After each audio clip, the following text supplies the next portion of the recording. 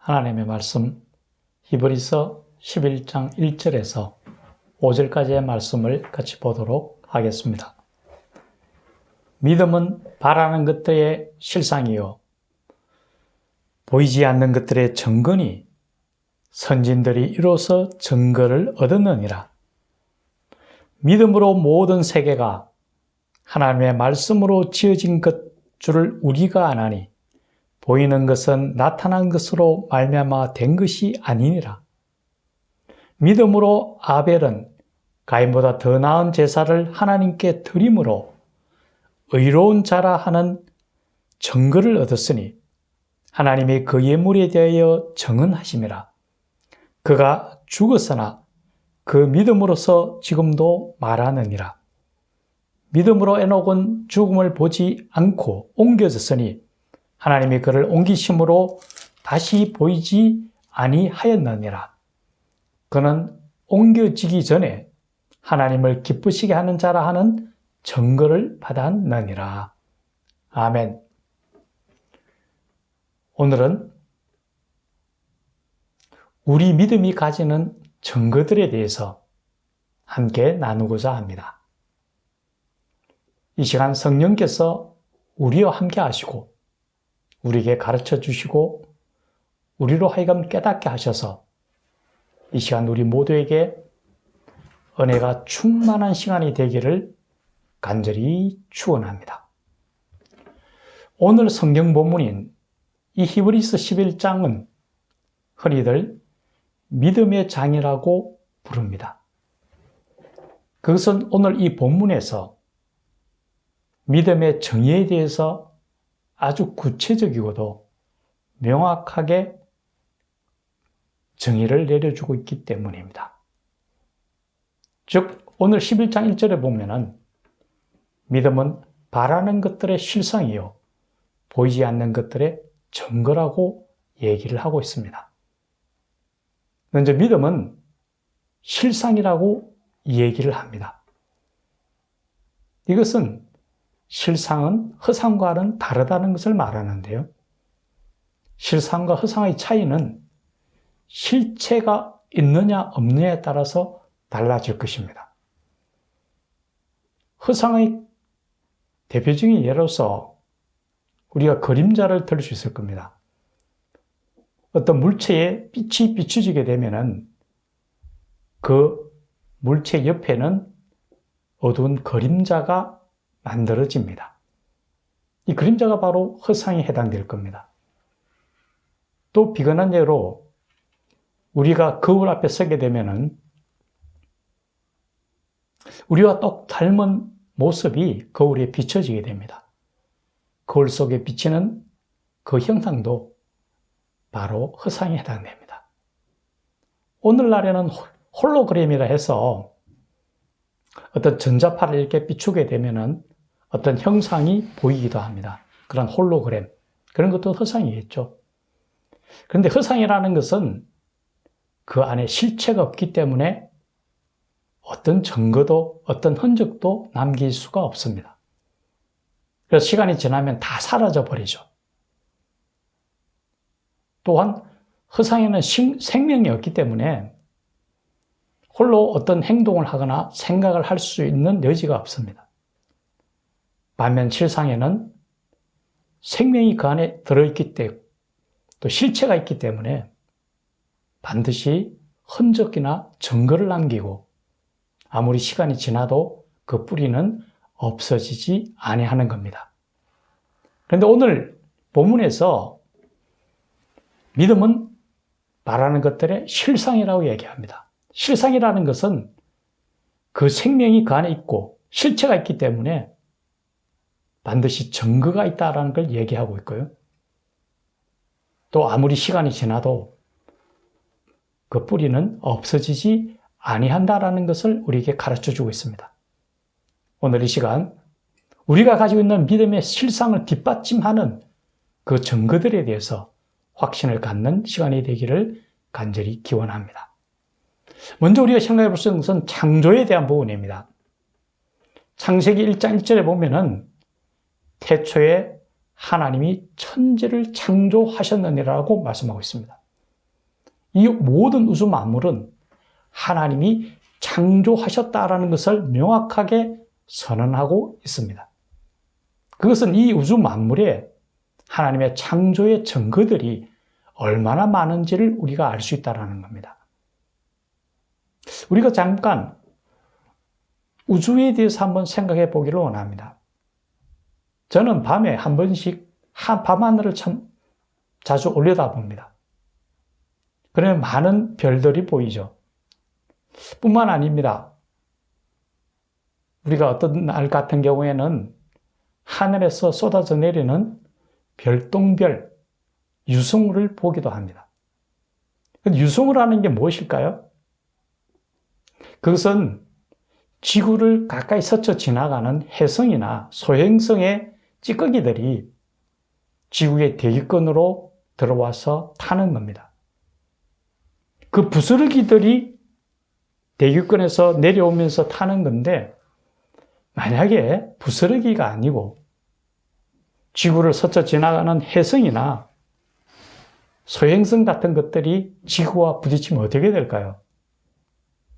그 순간 지구는 폭발하고 어떤 생명체도 생명을 유지할 수 없을 것입니다. 이 지구를 거쳐가고 이 지구 가까이 오는 혜성이나 소행성이 얼마나 많은지 말도 할 수가 없습니다. 아무리 과학이 발달되었다 하더라도 그것을 다 알 수 없다고 그럽니다. 알 수 있는 범위가 아주 적습니다. 만약에 하나님께서 이 우주를 관장하지 아니하시고 역사하지 아니하신다면 한순간도 이 지구 자체도 존속할 수 없다라는 것을 분명히 알아야 할 것입니다. 또 한 가지 우리가 생각해 볼 수 있는 것은 지구에 가장 가까운 위성이 달입니다. 그런데 이 지구와 달이 항상 동일한 위치에서 그 거리를 유지해야만 이 지구가 존속할 수 있습니다. 지구와 달은 서로 끌어당기는 힘이 있는데 그 인력에 의해서 지구에는 간조와 만조가 형성이 됩니다. 즉 바닷물이 빠지고 들어오고 이렇게 적절한 위치를 유지한다라는 거죠. 만약에 지구와 달이 조금만 더 가까이 되면 어떻게 될까요? 당기는 힘이 더 세진다면은 이 바다를 통해서 물이 흘러 넘쳐가지고 지구에 있는 모든 육지의 생명체는 다 멸절되어 버릴 겁니다. 하나님께서 지구와 달, 가장 작은 이런 행성들도 하나님의 섬세한 주권하에 성시한 역사하심에 따라서 이 생명체를 유지할 수 있다는 거죠. 우리가 한순간 생명을 유지하고 살아갈 수 있는 것, 지금 이 시간 우리가 호흡을 하고 존속할 수 있는 것은 하나님의 은혜가 아니고서는 도저히 있을 수 없다는 것을 우리는 알아야 할 것입니다. 또 한 가지 우리가 한번 생각해 본다면은 이 지구상에는 엄청나게 많은 생명체가 있습니다. 사람은 지금 70억, 80억 가까이 되는데요.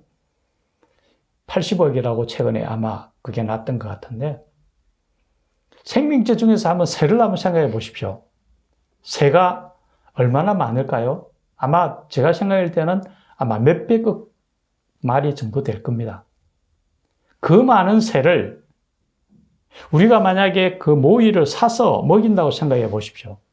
1년에 들어가는 예산이 얼마나 될까요? 아마 우리 1년 예산이 500조 훨씬 더 넘어갈 겁니다. 아마 어마어마한 비용이 들 겁니다. 그런데 우리가 한 푼도 안 들이더라도 하나님께서 그들을 다 먹이고 그들을 채우신다라는 거죠. 모든 생명체는 하나님께서 하나하나 보살핌으로 생명이 유지되고 있다는 거죠. 우리가 어떤 생명체 하나도 그냥 생명이 유지되는 건 아닙니다. 세상 모든 것들은 우연히 생기는 것도 없고 그냥 어쩌다가 생기는 것이라는 것은 있을 수가 없습니다. 다 하나님의 관장하에 있고 하나님의 역사심과 하나님의 운행하심에 따라 움직여진다는 것.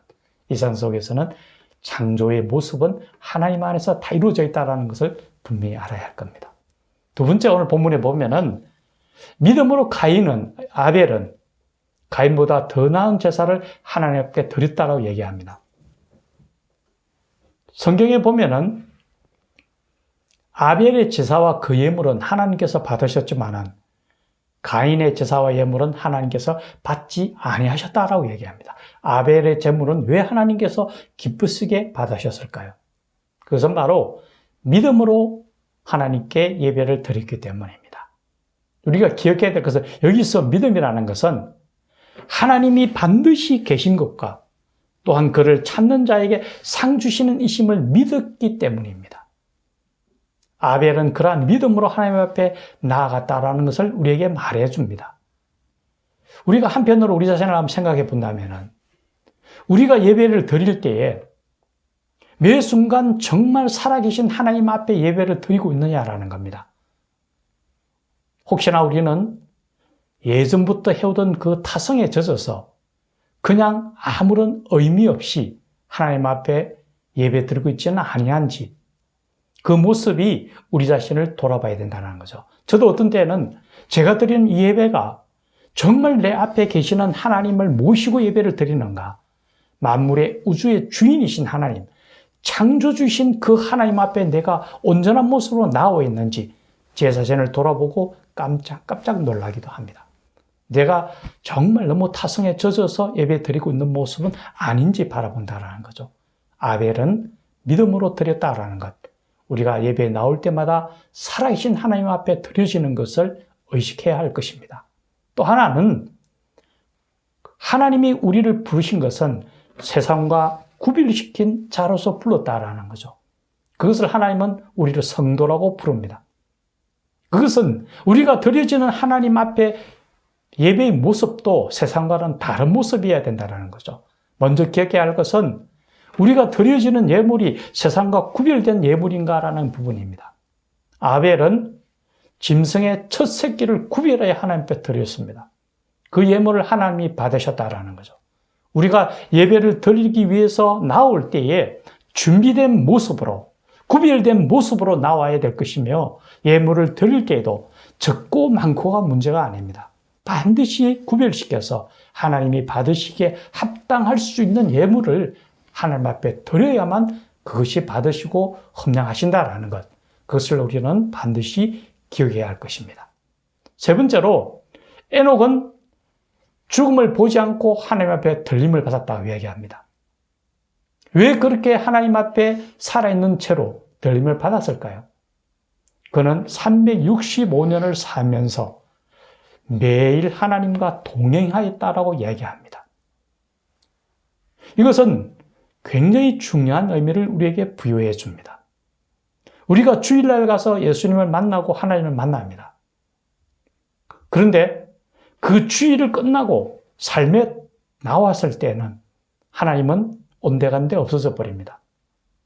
우리가 중요한 것은 우리 삶을 통하여 하나님 앞에 드려져야 됩니다. 우리가 매 순간 하나님의 손을 잡고, 예수님의 손을 잡고 나아가야 된다는 걸 의미합니다. 그것은 바로 하나님께서 코람데오라고 말씀하십니다. 하나님 앞에서의 우리 삶의 모습입니다. 매 순간마다 주님의 뜻을 쫓으며 하나님의 뜻을 준행하며 살아가고 있는지 우리 자신을 돌아봐야 된다는 걸 이야기합니다. 그런 의미에서 우리는 항상 기억해야 될 것이 있습니다. 예수님이라면 어떻게 하실까? 매 순간 주님의 뜻을 쫓아 살아갈 때에 그것이 바로 바른 삶이 될 수 있을 겁니다. 이제 우리가 하나님 나라에 가기까지, 또 무엇보다도 죽음을 보지 않고 들려왔다라는 것은 우리에게 큰 소망입니다. 바로 우리가 나중에 부활의 새 몸을 입게 될 것이고, 부활의 몸을 가지고 하나님 나라에 들어가게 될 거라는 거죠. 그게 우리의 참된 소망 아닙니까? 그것이 바로 에녹을 통해서 우리가 하나님이 주시는 그 은혜를 받게 된다라는 거죠. 그래서 우리가 이제 남는 생에 정말 믿음 안에 굳게 서기를 원합니다. 예수님이 우리에게 말씀하십니다. 말세에 내가 믿음을 보겠느냐라고요.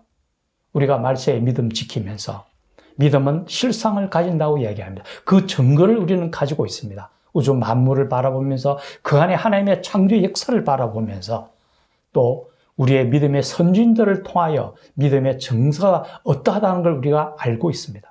믿음을 굳게 지키며 믿음의 주요 온전케 하시니 예수님 손을 붙들고 승리하며 한순간순간 코람되어서 하나님 앞에서 온전한 삶을 이루어 나가는 하나님의 백성들이 되기를 예수님의 이름으로 간절히 축원합니다. 같이 기도드리겠습니다. 살아계신 하나님 아버지, 믿음은 바라는 것들의 실상이요 보지 못하는 것들의 증거라고 말씀하셨습니다. 믿음은 허상이 아니라 실상입니다. 예수님을 통하여 우리에게 실제로 하나님이 우리에게 드러나 보여주셨고 그 믿음을 쫓아 살아갑니다. 믿음의 선진을 통하여 우리에게 보여주신 믿음의 길을 지켜 나아가며 세상과 구별된 하나님의 사람으로서 온전한 믿음으로서 나아갈 수 있도록 도와주시옵소서. 이 모든 말씀 우리 구주 예수님 이름으로 기도드리옵나이다. 아멘.